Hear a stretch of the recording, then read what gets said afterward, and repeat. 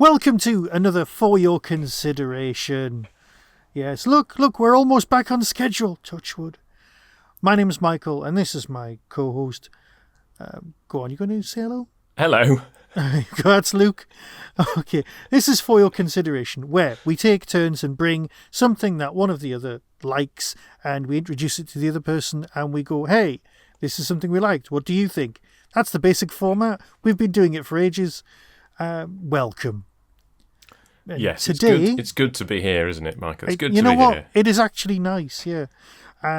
Possibly the highlight of my day because I've been to work. So, we're going to be discussing 2 episodes of Thunderbirds, and it was your choice. It was my choice, yes. And that sounded a lot more accusing than it should have, because let's face it, it's Thunderbirds. We've done the UFO cast. We've talked at great length about other stuff. We know where we stand, right? We're a Doctor Who fandom. We're British. We're all going to know Thunderbirds. It's not going to be a major introduction to anybody out there who's a listener to us. But you never know. They might not know it. They might not know Thunderbirds. It might have skipped them by. It might well have done. It's a possibility. I feel that outside of the UK, perhaps there's less of an overlap in that Venn diagram, but for us, it feels like the two. You're going to be a fan of Gerry Anderson and Doctor Who. If you're of a certain age, obviously, if you're just a fan of new Doctor Who, there's no reason you should know anything about Thunderbirds. But then we can introduce new Thunderbirds, which is a whole different kettle of fish, and we can talk about that as we go on. Yes, I mean, I've only seen bits of the first series of New Thunderbirds. And I've seen every episode. Because your daughter was presumably the right age for it. She was the right age, and I was not going to miss out on that opportunity. And can I just say, Weta did a gorgeous job. They are absolutely superb. But we can cover that later on. Yes. So, you've chosen 2 episodes of Thunderbirds for us to chat about. Yes, I have. Okay. But I'm thinking we should do this traditionally, the way we always do it, which is basically, why did you bring this one up? Why this? Thunderbirds, why this? Well, so you are just over a decade older than me. So I'd be interested. I feel it every day. Oh no! So I'd be interested to know what your instruction, because to me, let's start at the beginning. So okay. I would have been 7, and we were watching early morning cartoons on the BBC. Muppet Babies, I think, was what we used to watch on a Saturday morning. Weirdly enough, I'm pretty certain it was Saturday morning anyway. And then a trailer came on with the famous scene of the Fire Flash landing on the elevator cars from the first episode of Thunderbirds. My dad was in the room and he was like, "Kids, you have to watch this." So we duly sat down whenever it was in the week that Thunderbirds Repeats started to be on. Now, my dad was, and listeners to the podcast will have met my dad when we did The Prisoner. Yes. So my dad would have been 11 in 1965 when Thunderbirds was broadcast. So he'd have been about 3 when Twizzle was on. He doesn't remember Twizzle, but he does remember Torchy the Battery Boy, which would have been the next show that the Andersons made together. Well, actually, she wasn't Anderson at that point. I'm going to hold up a book for Michael. This is filmed in Supermarionation by Stephen LaRiviere. If you want for to know the benefit of our listeners, it's about 3 inches thick. It's like, yes. It's a monster. It's a monster. If you want to know the history of the studio, that's the book to read. But basically, they made lots of different puppet shows for ITV, and then eventually under the auspices of Lou Grade, who then bought the company. And they basically, by the time they were making Thunderbirds, they were making a puppet series a year, generally kind of futuristic themed. And Thunderbirds is generally sort of the pinnacle, seen as the pinnacle of what they put out. And but to me, it was a BBC show because the BBC bought the rights to show it in the early 90s. Started with Thunderbirds, and they did Stingray, Captain Scarlet, Joe 90, and I basically got into all of those shows. And it was my first fandom. So I was a member of Junior Fanderson for a year, back in, I guess it would have been 91, 92-ish. And we went to see there was an exhibition in Blackpool where we could go and see some of the puppets. And my brother actually sent a letter into Junior Fanderson about it, and it got printed in the magazine. So we were kind of like, that was our first fandom, really. And I loved it from the off. I had no idea really how it had been made. It's one of these things that you kind of look into later in life and go, okay, the technical side of it is very, very impressive. But at the time, it was just fantastic music. It looked great. The ideas were brilliant. And things were blowing up left, right and centre. And it was just very, very exciting. And it was so popular that that Christmas, I guess it would have been Christmas 92 or 93, the playset of Tracy Islands. I'm not, again, for people who are around at the time, I'm not telling you anything new. The playset for Tracy Islands sold out. Now, I didn't want the place. I wasn't after the playset because it was probably too expensive for my parents anyway. But I got the set of Thunderbird vehicles. You could buy a set of vehicles that went in the playset. So I got the Matchbox set of the 5 Thunderbirds. Wait, so it didn't have Thunderbird 5 in it. No, it didn't. I've got the box set. Yeah, it's still boxed. It had Fab 1. So you had Thunderbirds 1, 2, 3, 4 and Fab 1. And Thunderbird 4 went inside Thunderbird 2. So I had that. But anyway, and then it was so desired and there wasn't enough stock that Blue Peter then ran the make your own Tracy Island out of papier-mâché and tinfoil. And I don't know if you remember this, Michael. You could go to WH Smith and buy a video cassette with just that bit of the Blue Peter episode. I possibly own that as well. It's the kind of thing nowadays that would just be, you'd go on the website and it would be, here's the clip from the programme, watch it. Yeah. And at that point, they were just selling them on VHS because it was that... $2.99 it was. Desired. Was it? I didn't remember how much it cost. Mine still had the label on when I got it for 50p in the bargain bin. Oh, because it was just the right length to tape over and put your showreel on. Because that was when, if you were applying for jobs, you bought very short VHS, copied your own showreel onto them, and you would post VHS out to companies and go, hi, I made these films. And that was the easiest way for you to get a short VHS and that was tape. The easiest way. That's why they flew off the shelves near my degree place. Yeah. Oh, fantastic. And I did the papier-mâché bit and I covered it, and then I didn't do any of the extra bits, so I never finished my Tracy Island. We'll build up to my Tracy Island story in a minute. You can tell me yours. But before Doctor Who came along a few years later, this was the thing that gripped my imagination, right?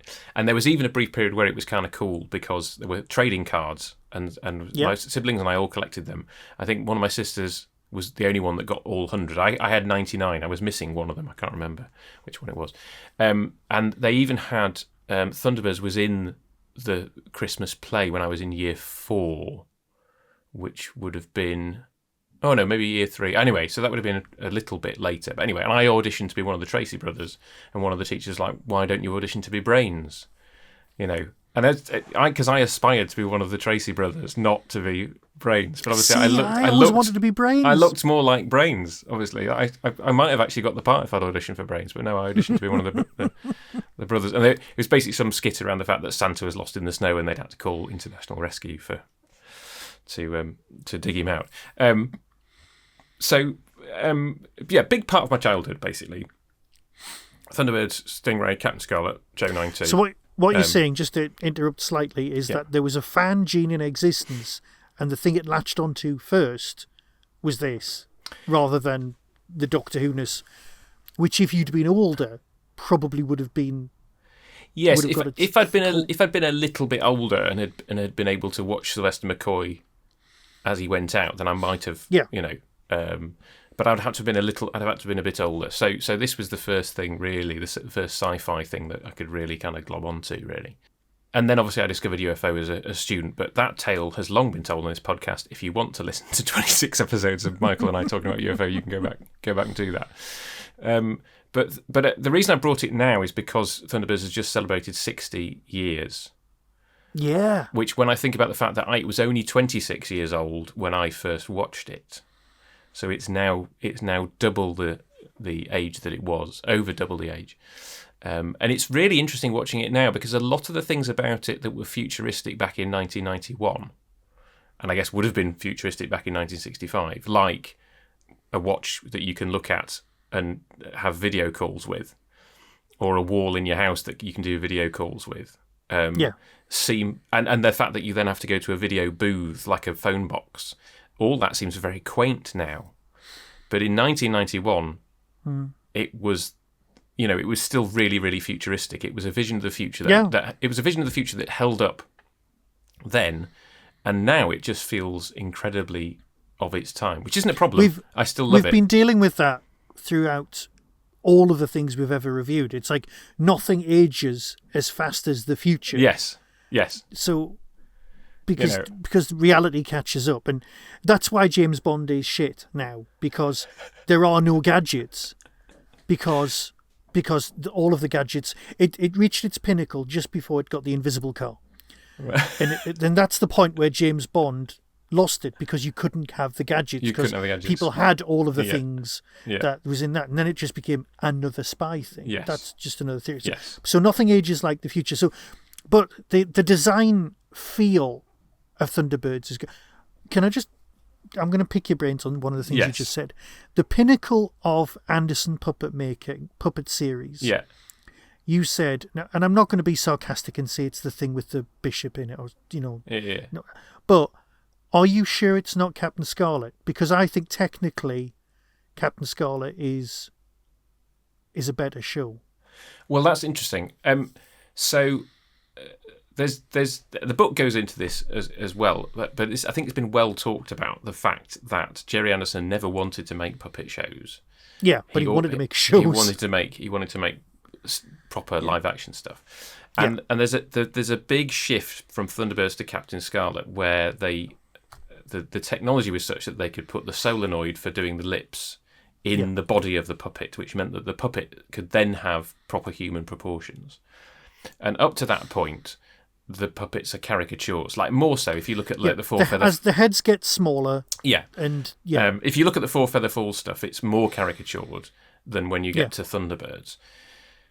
Now, there were definite disagreement within the studio. A lot of the puppeteers preferred the caricature characters because it meant that you could be slightly more exaggerated with the movements. The minute that they moved to the more realistic looking puppets in Captain Scarlet and beyond, the puppets don't move very much because they have to look more human, and they don't walk anymore. They basically have to stick them on stuff that's going to move them around. Now, that wasn't something that I noticed. So is it almost an uncanny valley thing? Yeah, it is. As they become more human, they become less characterful. Yes. Well, and also just the fact that the puppets got smaller, and it was very difficult to then move them. Actually, that's true, because I used to work for, you'll all know this story as well, but I used to work at the museum in Bradford, the Media Museum, and there's a cabinet on, I think, the second floor that's got Thunderbird 2 in it, and it's got a Captain Scarlet puppet, and it's got a Thunderbirds puppet next to each other. Yeah. And you're completely right, scale-wise. Yeah. For a start, the puppets are much bigger than you would think. In general, they're like, what? Oh, great, it's a podcast, and I'm moving my hands. That's helpful. Yeah. You're looking at about 18 inches. Yes. Sort of 40 centimetres height. And they're both about the same height, I would say. And they are impressive to see in the flesh. Let's call it that. Yeah. Well, obviously, it's the resin. It's not even the wood. Mm-hmm. And the quality and the craftsmanship, the sheer way they've been built with such love and such actual talent. You can stare at them for hours and see new things constantly. They are beautifully made. So, like I always thought, but I can see your points with the walking, but both series still had that issue with feet and hands, which was what used to annoy me when I was watching it. Yes. Yeah. And we can talk about that when we review the episode. But so there's that aspect of it, which is why I say that Thunderbirds is the pinnacle. But I think the other aspect is the thematic aspect, right? Okay. So obviously, Captain Scarlet is about a war, and Stingray is, depending on which underwater race they're fighting, is also a sort of about a war footing. There's some episodes of Stingray where they meet peaceful people under the sea. Yeah. And then Joe 90 is the sort of boys' own adventure kind of spy thing. We've never even touched with Joe 90, neither of us, because for the first 25 years of my life, I was like, oh my God, why isn't there a live action version of Joe 90? And then I realised it was the story of educating children to become soldiers and brainwash them. That's a totally different TV. If you made it now, Joe 90 is a terrifying concept, and you could get like Del Toro, or it would be a Netflix series about mind control of children, and you'd probably get Bobby Brown to be in it. But yeah, Dollhouse borrows a lot from Joe 90, doesn't it? Yeah. Oh. I suppose the other thing is to say, obviously, Thunderbirds is 50-minute episodes and not 25-minute episodes, so you've got the room for it to breathe and be more cinematic. But I think thematically, the idea of rescue, which is at the heart of Thunderbirds, is more of a universal, resonating theme than the war stories, the sci-fi war stories that were being told in the shows either side of it. So I think that's partly why it. So I think the craft reached a sort of pinnacle before they went and changed direction with the puppets. The 50-minute thing works so that you can have these broader stories, and then the theme of rescue, which I'm going to go theological on you here. The theme of rescue is something that resonates, particularly in the West because of our Christian heritage. The theme of rescue. The theme of getting yourself into a mess such that you have to call on international rescue. It's that's definitely in the Imposters as well. In particular, when you've got the people who are the enemies of international rescue because they think international rescue are bad, get themselves into a mess and only international rescue can save them. That's a very deeply sort of resonant Christian theological theme. So that's why I think Thunderbirds is the show that has stood the test of time more so than all the other ones that Jerry Anderson did. And I think that's partly why I wouldn't have been able to articulate that at the age of 7, but I think, I still get emotional at the rescues. You covered how you felt at the age of 7 earlier on when you just said, and it had a load of explosions, which is great. And I get it because it's because somebody's rescuing someone. And they're not. Although in this episode, I never knew Thunderbird 1 had a machine gun on it, which we're going to have to discuss in a moment. But like you said, the whole point was a group of. Well, let's put it this way, right? Police dramas were historically good versus evil. Yes. In that sense. And then things like the Sweeney came along, and then you had bent coppers, and then the lines got blurred, and then drama developed from that point. But so with Thunderbirds, you've got very clearly defined good guys who I don't know. There's a lot of stuff that I don't understand from the mechanics of how the show works. It's like, hey, I'm Jeff Tracy. I'm an ex-astronaut who owns an island. And he's clearly got enough cash to fund all of this stuff that's going on. Is that actually covered at some point where he gets his money from? No. Okay, so it's because he's basically like Batman, but it's a family business. Yes. Yes. But he's not. Well, he does bend the law because he just turns up and does it and saves the way. But it's Batman in the sense of the 1960s Batman, where the police phone him up and go, "Do you mind helping us out?" kind of thing, where the entire world goes, "Yeah, we need some help." Yes, it's one of those things where you can't think too much about how this would work in the real world. But they had to do that for the revamp version, which is why Jeff's not in it at all. So I was aware that one of the threads is Jeff is missing in space. Yeah, but he's missing on board, basically, Fireball XL5. Oh, okay. Because they find the abandoned spaceship, and when they show you the reveal, you're like, oh, I know what that ship is. Because it's been made with such love. Such an absolute... It's like they've sat down and gone, right, lads, let's get this right. Yeah. But I don't want to harp on about that, because I might actually get you to watch an episode at some point and we can deconstruct it. Yes. I mean, as I said, I think I saw about half the first series at some point. So I think it's interesting because obviously the Imposters makes you start to think about some of those questions that up to this point the series hasn't touched upon. So the idea of the jurisdiction of Thunderbirds, and the fact that it's always from the early point. They have the whole you can't take any photographs of us, but everybody that they meet, they say that they tell them their names. Yeah. Right, so it shouldn't be a secret that it's the Tracy brothers, but everybody seems to forget that they. No, but there's a themselves. long tradition of the hero that arrives, solves the problem, and moves on. It's a Western thing. It's in Shane. It's the Lone Ranger. Yeah. It's a recurring theme. It's one of the. But the difference here is it's a family. It's not just. So you've got that dynamic, but then you've got the family's massive. It's so much bigger than you think. You've got the 5 brothers. You've got Brains, and then you've got Tintin, and then you've got Tintin's grandfather or uncle. This is off the top of my head. Bear with. I am doing this from memory. Tintin's dad. Tintin's dad. Then you've got grandma.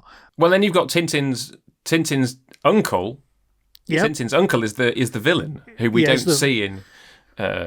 In either of these, which, to be fair, I'm very grateful for, because the Hood was one of the... There's 2 things that I didn't used to like about Thunderbirds. Yeah, okay. Right, and one of them's a recurring thing that I've got an issue with TV. We'll talk about that in a second. Okay. The other one was I was never a huge fan of the Hood. I didn't like his light-up eyes. Well, so, the Hood is like Moriarty. Yeah. In that Moriarty is only in the first story that Conan Doyle wrote about him before he dies. And then he wrote another novel later where he retcons that Holmes had another story involving Moriarty. But Moriarty is barely there in the Sherlock Holmes canon. Okay. And the same goes for I think the Hood is slightly more there than Moriarty, but I think the Hood is in 6 episodes, and then has a brief appearance in the first film, and then is it the Hood or isn't it the Hood? It may or may not be in the second film, but again, very small role in both. I know one of the films is called Thunderbird 6. Yes. Is that the second film? That's the second one. Right, okay. Yeah, so the Hood is one of those characters where you associate him with the show, but he's only in 6 episodes. He is the main villain in the movie, the Jonathan Frakes one. Yes. Well, less said about that, the better. Well, it's better than you think. No, okay. As a Spy Kids film, it's perfectly fine. As a Thunderbirds film, it's atrocious. I think that's the distinction Agreed. I would make. We can go on with that. That's fine. I can accept everything you've just said. I have nothing against Jonathan Frakes. I think I like him in Star Trek. I like the direction that he's directed a bunch of episodes. He does a perfectly good job, as far as I remember, because it's 20 years since I've seen it. Yeah. But it's not a very good Thunderbirds film. It's a perfectly good kids film, but it's not a very good Thunderbirds film. But it's Ben Kingsley. It's Ben Kingsley as the Hood, which you feel... I'll just phone him up, yeah. You feel you can't go wrong with that, but yeah, anyway, that's by the way. Okay, that's enough. It's a nice footnote. Yeah, I mean, I like the Hood. Because, I mean, the same way that you like Delgado's Master, they both have the same MO in the sense of, they turn up in dodgy masks to disguise themselves. And have their sort of nefarious schemes. Obviously, you're absolutely bang on. The Master hypnotises people. The Hood sort of hypnotises / knocks people out with his mesmeric eyes. Okay, so getting back to one of the things you said earlier. Yes. Right, you identified you wanted to be one of the Tracy brothers. Yes. Right, now my 2 favourite characters are voiced by Voice of the Daleks, David Graham. Yep. You've got Brains and Parker. They're my 2 favourite. They're the ones I liked the most. Yes. I liked that Parker was an ex-con. Yes. I liked that he was... Because I know this has got to be sold to America. That's written all over it. That's why... Yeah. So Anderson knew this. Lord Grade knew this. Everyone just accepted it. All of the heroes in films and movies were American. Finding out that it was made in this country was probably a surprise to some people. They would have just thought, oh, God, yeah, that's fine.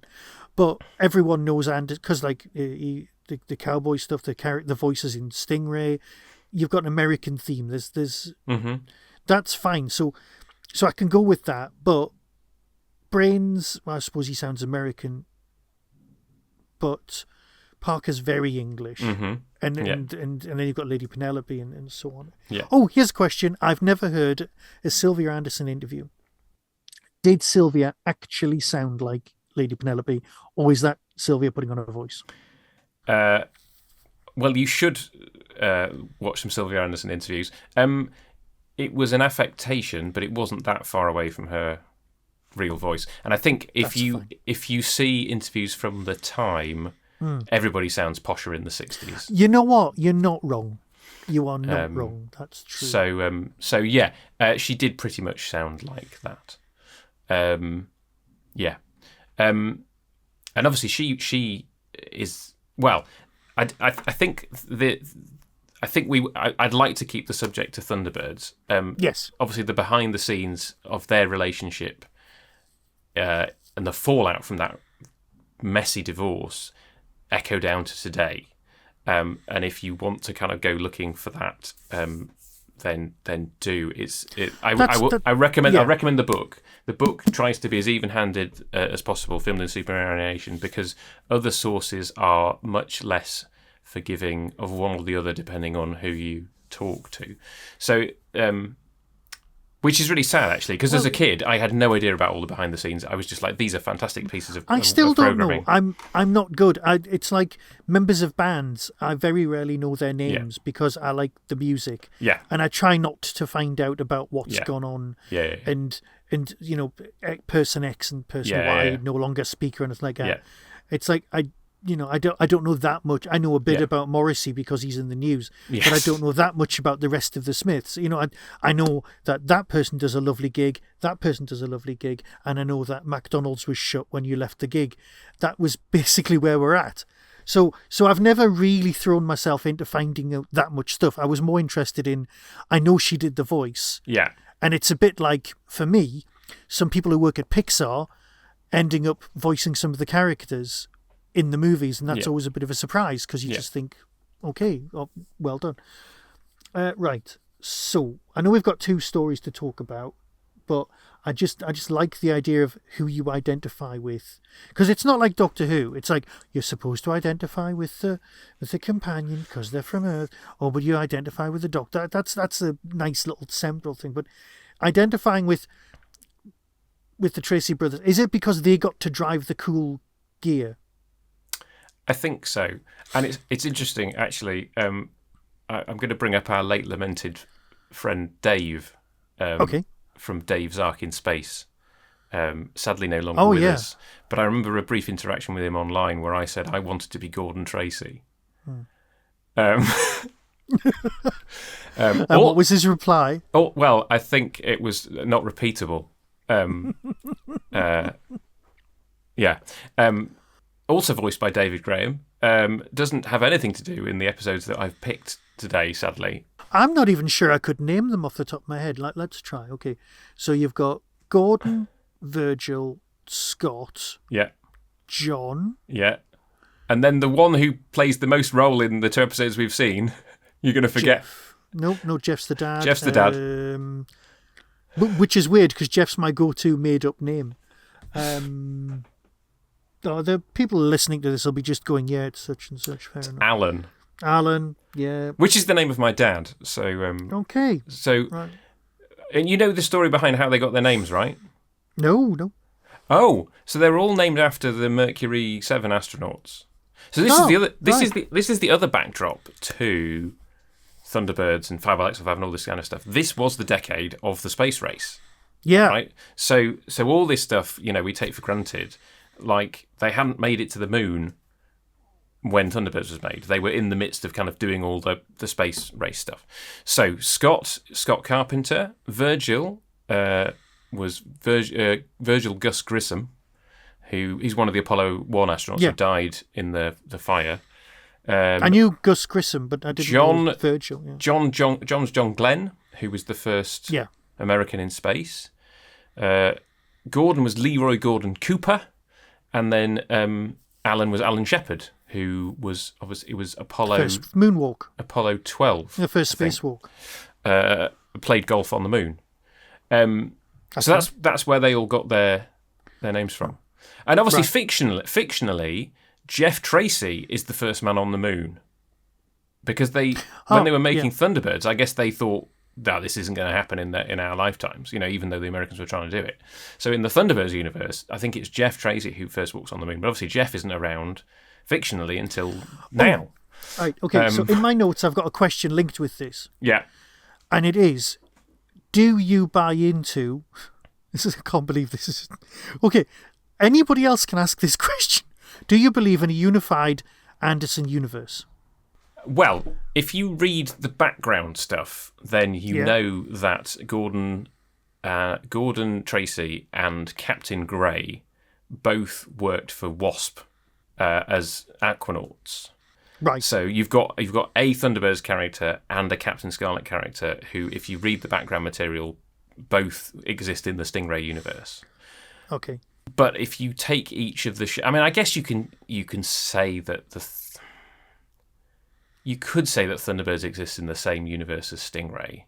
But I feel that, like, there's people living underwater is a big enough shift in perspective that for it to not come up in Thunderbirds at all, suggests we're living in a different kind of universe, as it were. I think each one's separate. Yeah. But I understand that there are people out there who think it's just one continuing puppet verse. Yeah. Rather than because you can't include Space 1999 in that because there's no moon and the moon's there. So but obviously Space 1999 could be in the same universe as UFO because UFO takes place in the 1980s. Yeah.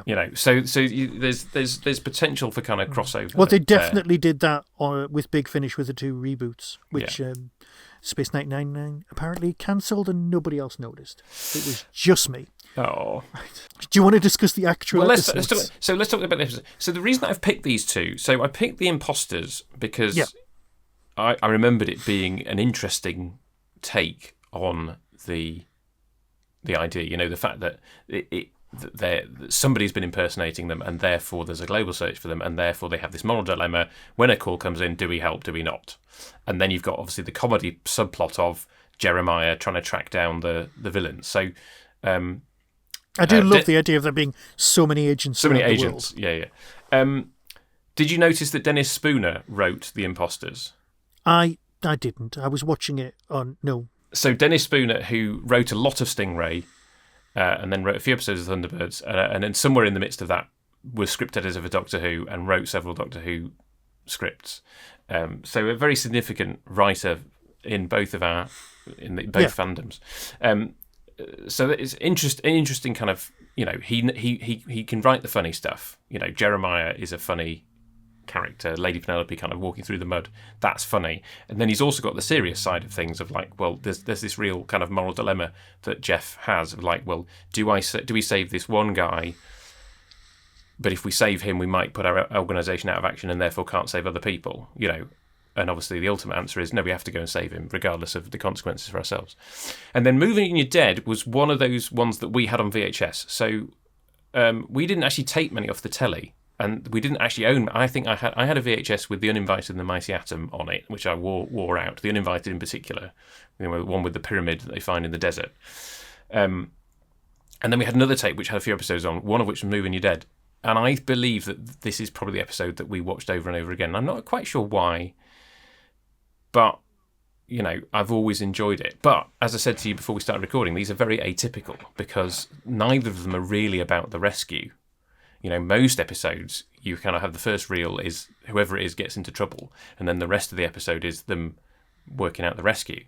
Whereas in this case, The Imposters is all about the search for international rescue because they've robbed a bank, or so everybody thinks. And then the rescue is sort of the last bit at the end. In fact, there's not really much of a rescue at all. It's just, we're going to space, we've got him.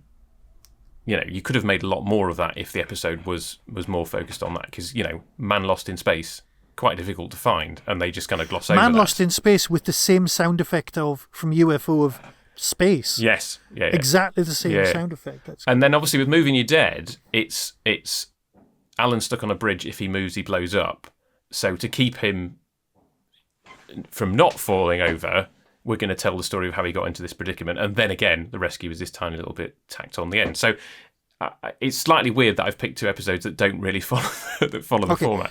I've just remembered, because obviously this is how my head works, so sorry. When I mentioned the other thing that annoys me about Thunderbirds, I need to discuss that now. Go ahead. At the beginning of, and it was the always the case with the UFO, and it used to bug me then as well. And you've heard me moan about this a lot. There are certain TV shows that do a flash forward at the beginning in tonight's episode. Thunderbirds was the biggest perpetrator of this. Yeah. It used to annoy the hell out of me. It's one of the reasons I would like come in late or skip past off, tape it, and then fast forward. And it still annoys me now.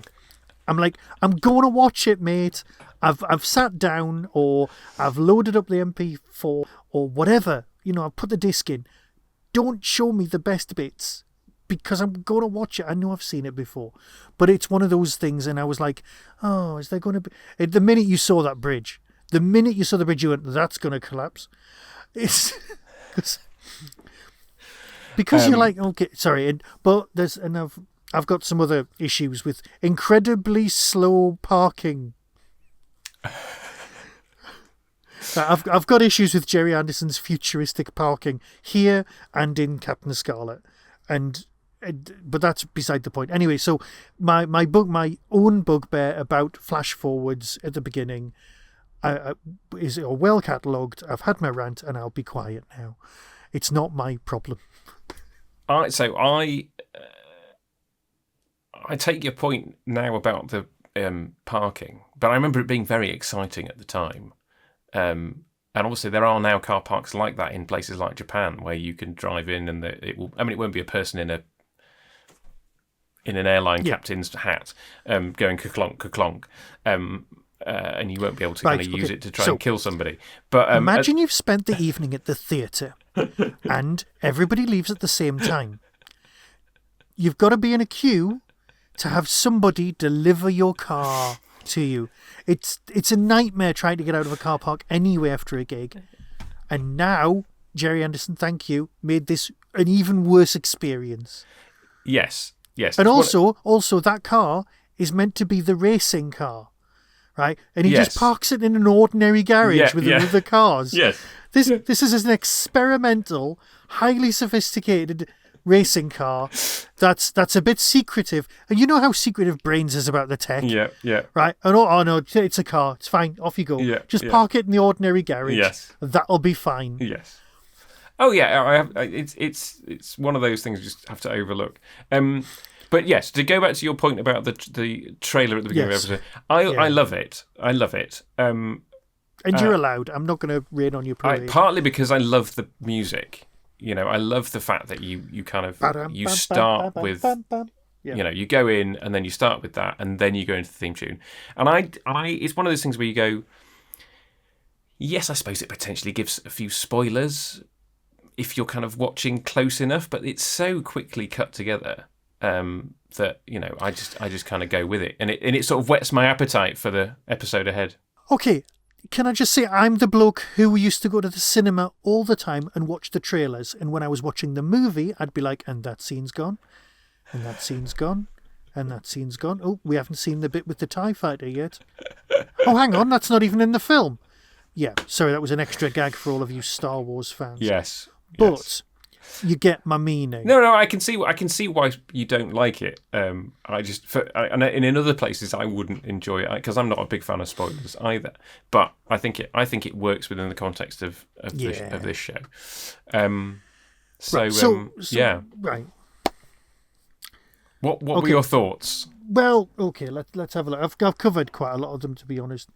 Let me see. Oh no, I need to say that these are incredibly well crafted scripts, right? Now, I know it's the same with like animation. People sit down and they work out exactly what's needed, because with Thunderbirds or anything like that, you've got to build the sets, you've got to build the puppets, you've got to pare it back down to exactly what's needed. There isn't a scene that's not needed, and there isn't a setup or a building or anything like that that isn't needed. And they will reuse stuff. You can sell. It's like, hey, we're going to run... There's about 2 minutes worth of footage. There are full episodes where you get the full launch sequences. Yes. Yeah. And you just know that they're a bit thin on the ground plot-wise on those ones. Yes. But there are other episodes like this one where all you get is Thunderbird, the red one, 3? Thunderbird 3, yeah. Thunderbird 3 going off into space. Yes. Yeah. With its incredibly weird sofa loading platform thing. Yeah. sofas on a stick. And with Moving Your Dead, you get Scott going through the wall, but you don't even get Virgil going back over his head and downwards. They really pare back the launch sequence for Thunderbird 2 in that one. Oh God! See, Thunderbird 2 is absolutely my favourite because I had back in the 70s, I had the dinky toy Thunderbird 2. I think I'd inherited it from someone because I can't remember buying it at all, and it had the Thunderbird 4 inside. So it was exactly the same as the one that was in the box set you could buy years later in the 90s. They'd used the same mould and everything, the die casting. Yeah.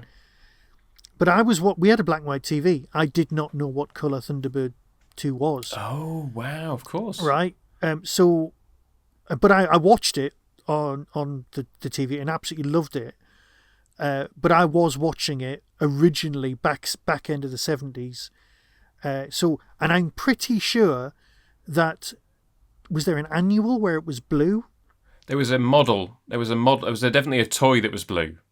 Well, yeah, I think this one was blue. This was it. This was the blue one. And then when I saw the picture, it was green, and I was like, "What? Why are they wrong? Why is this blue and that's green?" Yeah. And I remember getting some spray paint, and I was like 7 or something, and trying to paint it the right colour, and it all flaked off. So I ended up with this thing with the paint coming away in my hands, and I wasn't going to let it go because I wanted an accurate. Oh my God, I was always like this, wasn't I? There was never a time when I stood a chance of being ordinary. I'd like an accurate Thunderbird 2. Oh my God. And then I was going to lose Thunderbird 4 because it was tiny. And I had the Fab as well. And of course, because the grill came down and there was like a little rocket on the front. Wow. And you had to push down on the wheels and it would launch out and it would disappear behind the radiator or behind the sofa and you couldn't get to it, and then it would vanish up the Hoover and you'd lose it forever and then you'd cry for months. And I'm still upset about it now and I'm 53. But yeah. My SPV would do that for Captain Scarlet. Well, yeah, and the dome on the top of the Fab one, I think that got cracked or broken or something. And that was upsetting as well. But I did used to play with those a lot. And they weren't the same scale, which really got messed with my head. So you talk about well-crafted scripts. Do you know the story about Thunderbirds was originally going to be 25 minutes like Stingray? No, I don't know this at all. Oh, so, and Stephen Le Riviere, him of writing the book, has done a whole deep dive, lots of deep dives on the YouTube channel for their Century 21 films, I think is what they're called now. And there's still some historical doubt as to kind of the sequence of events and which episode is what. The conclusion he's come to is that Trapped in the Sky was always going to be a 50-minute episode to introduce the series. Like a bumper... Yeah. Okay. But all the rest were going to be 25. And they'd made quite a lot of episodes before Lou Grade was shown the pilot. Right. And he came away from that and went, they all need to be 50 minutes. So they suddenly had this problem of, what do we do? Do we stop production on any new episodes and go back and fix all the 25-minute ones and move them up to 50 minutes each? Or do we carry on? And what they did was they carried on. So they had 50-minute episodes in production, and then they were going back to the 25-minute ones that they'd already made and amping them up to 50 minutes. And I believe that Moving Your Dead is one of those. So I'm not quite sure what the 25-minute version of it would have looked like. Well, can I just say there's at least 1 minute of here's a painting of a car. Yes. And we're going to zoom in about 56 times and show you different bits of this painting you kind of over feel, and over and over again. You kind of feel they could have just put more of the Thunderbird 2 launch sequence in instead of that. Yeah, and yet, although it feels the end is incredibly rushed. Yes. And then it cuts to the joke bit at the end, which is with the painting. very Blake 7, with the painting, and you're like, mate, you could have done without that. Could you just knock that bit on the head, go back, make the end bit pacier or differently paced. Yeah. And the car just goes off the cliff and everybody dies. Oh, that's the end. Thanks very much. What? That came as a bit of a surprise. Oh, so there's a machine gun comes out of Thunderbird 1. You're like, sorry, mate. I was expecting it to be parked in front of the thing as they got to the road. Oh my God, those car chases. It was scale extra. It was so good. Yeah. And I know the rolling road thing. I Yep. know that you've got the road underneath and the cars stay the same in there on the wires. But when I'm watching it, I'm like, no, this is just brilliant. Yeah. It's so well done, and the cars are so good. Mm-hmm. Can we have racing cars that look like that instead of the nonsense we've got now, this Formula One thing? No, I want cars where people wear stupid helmets and they're soft tops and they down die. and they well, yeah, there is that. Because the guy who's in third crashes, and you're like, well, he's not coming out of that alive, is he? No, right. It's a weird race because the people who have been coming first for years are jealous of this new car from the guy who's come back. It's like, sorry, they've been winning for years and years and years. They don't, unless there's something wrong with their finances, they don't need to win this one episode, this one thing. Well, I think isn't the implication that Alan has only been gone for a year? Yeah. But then they say it's these other people have been winning since Alan went. Yeah, but it depends how many races there were in a season. True, but it's I guess it's like maybe, yeah, they were like, oh, well, we've got this sewn up, and then, oh, the guy who used to beat us has come back, and we're now jealous. I'm aware that we're sort of moving on with time. So yes, here's the quick Tracy Island story. Okay, so it's the 90s. This is when you're really enjoying Thunderbirds. Yeah. I'm at university doing my HND in 3D design and communication, which is basically prop making for films. Yeah. The people I sit with are considerably more talented than me, and I know some of them actually listen to this, so they're great, okay? Yes, okay, Andrew, you were a superb model maker. You always were, right? And anyway, the cleaner comes and says, hey, I've got my kids, the Tracy Island figures you've got, the ships. Can I have a Tracy Island? Because you make stuff. Now, we approach this like we would an actual architectural model making project, which means the cost spiral. The thing is the size of the actual Tracy Island that's in the TV series. It's bloody brilliant. The pool that goes back. The palm trees bend. Everything works. This is not Blue Peter. This is the sort of model where you go, Jesus, that's... But we work on the waves. They're in plaster of Paris on top of MDF board with a white crest on them. They're not just painted blue. We've got the foam breaking on the shore. We've got models, and it looks brilliant. We're all helping out making this thing. And the woman turns up, and God bless her. I think she pays something towards it. But I can't remember how the story ends. I just know that this thing was bloody heavy, and this kid must have had either the best Christmas in the world, or we ruined their house with this massive thing that was gorgeous to look at. Do you have photographs? I wish I don't. And if anybody I went to college with has photographs of this, please, I need to see them. Because I just have memories. I remember the pool house being an absolute work of art. Right. It looked like the real thing. Yes. And let's face it, some of these people went on to proper jobs. And they were very good. So if they are out there somewhere, please, we've got to find this. But it was magnificent. So wow. That's the story of how we ended up making Tracy Island just a little bit too good. So I loved it. I love Penelope. I love Parker. The whole thing. It's just brilliant. Thunderbirds is great.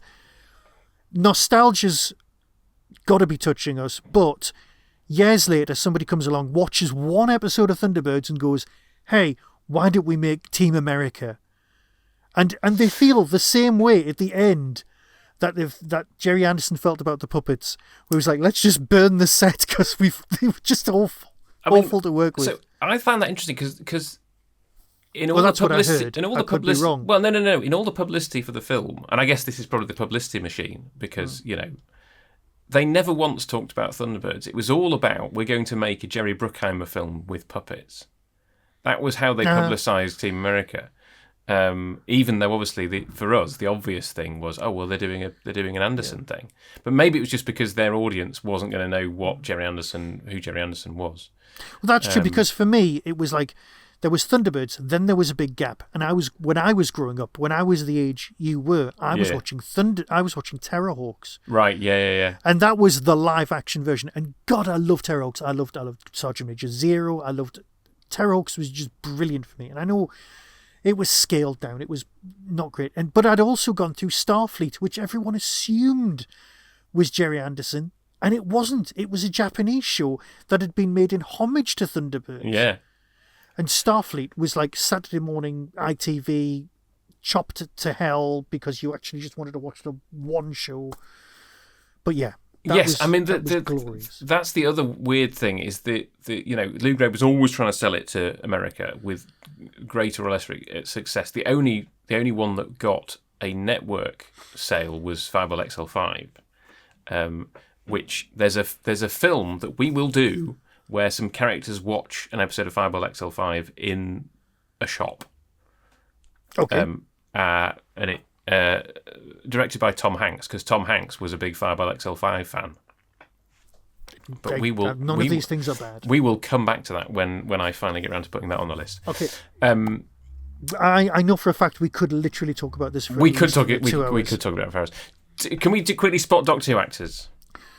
I can do your David Graham. I couldn't find a Hitchhiker's voice. I'm sorry. No, that's fine. So yes, you've got David Graham, who was Parker, Brains, Carano and Gordon, Dalek voice. You've then got Ray Barrett, who was the Hood and John Tracy, and various. I mean, they all play various characters aside from the brothers. Yeah, and So you've got him. He was in The Rescue as Bennett and Kerquillian. And if you'd been watching Stingray and then you watch The Rescue, you're like, oh, he's clearly the same guy because he's doing his Commander Shaw voice and then his Titan voice are the two voices he does in The Rescue. Oh yeah. I'm going to go back and watch it now. You've then got Shane Rimmer, who was Scott, who was in The Gunfighters alongside David Graham. Go on. And then you have, I haven't written this all down, so I've probably forgotten somebody. You've then got, but in terms of Hitchhikers, Matt Zimmerman, who was Alan, he is one of Bang Bang and Shooty. Oh, of course. I forget which one he is in the TV version of Hitchhikers. And then you have Christine Finn, who is the voice of Tintin, is in Quatermass and the Pit. What, TV or movie? TV. Right. She plays Barbara in the TV version of Quatermass and the Pit. And she's immediately recognisable voice-wise. Quatermass and the Pit is one of those ones we've both been putting off. Well, I'm sure I'm going to bring it and you're going to bring it, and it's going to be a point where we both go, and this one, yeah.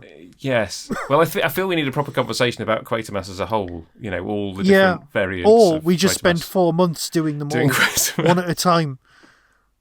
But I think that's the limit. Peter Dineley was never in Doctor Who. I think that's the limit of your voices. Obviously, there's lots of other crossovers in other Anderson things. But yes, that's your Doctor Who actors. And obviously, as I said, Doctor Who writer Dennis Spooner wrote one of the episodes that we talked about.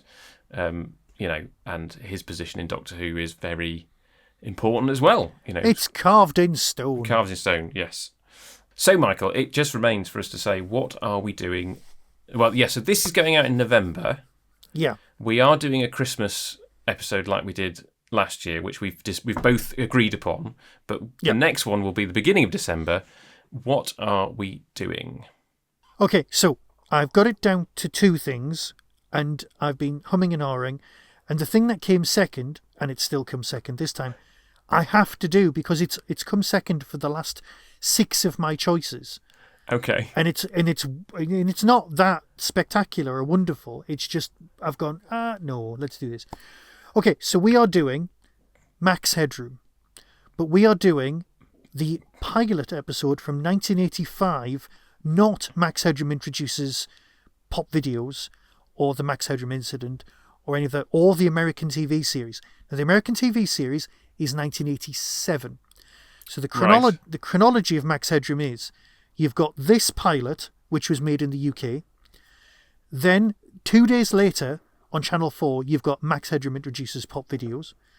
A year later, you've got Max Headroom so popular he's advertising New Coke, and he's also he's interviewing people on TV. So there's a TV monitor with him on interviewing people live in a studio.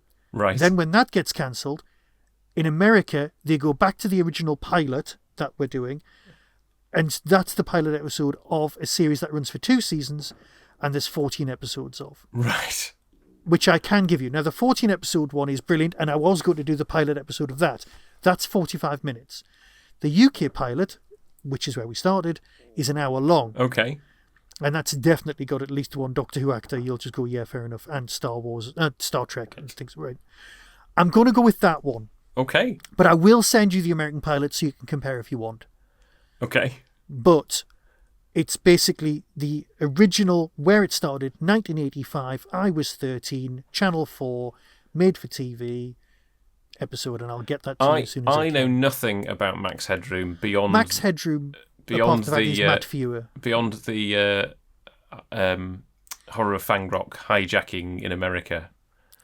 The Max Headroom incident. The Max Headroom incident. I know about that. Exactly. But I don't know anything else about Max Headroom other than I've probably seen an image of him. And no, you will. You will know him. Is he kind of all silver and wearing glasses or something? No, he's a... Well, hang on. Because I'm so sad, I have the Max Headroom annual. Oh, okay. Yeah. So he's got the glasses. Yeah, that was... Yeah.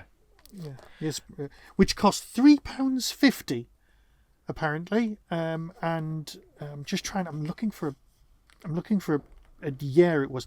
I've also got a copy of Max Headroom's Guide to Life. Okay. But, I'm looking for a decent photograph. That's him there. Okay. Well, I look forward to... He's an artificial intelligence, but... I look forward to it. It's a cyberpunk thing set 20 minutes in the future. I don't know what to expect from it at all. Trust me, it's possibly the most 80s thing we'll deal with. Okay. Right. Cool. Well, but in a very, very good way. Well, okay, so that was lovely. Thank you for watching Thunderbirds. Thank you for bringing Thunderbirds. I really enjoyed it. Good. I'm glad. We both had fun, and we could have carried on talking for another hour or 2 or 3. Yeah. Yes. Cool. Well, thank you very much, Michael. I will see you next time. As always, be seeing you.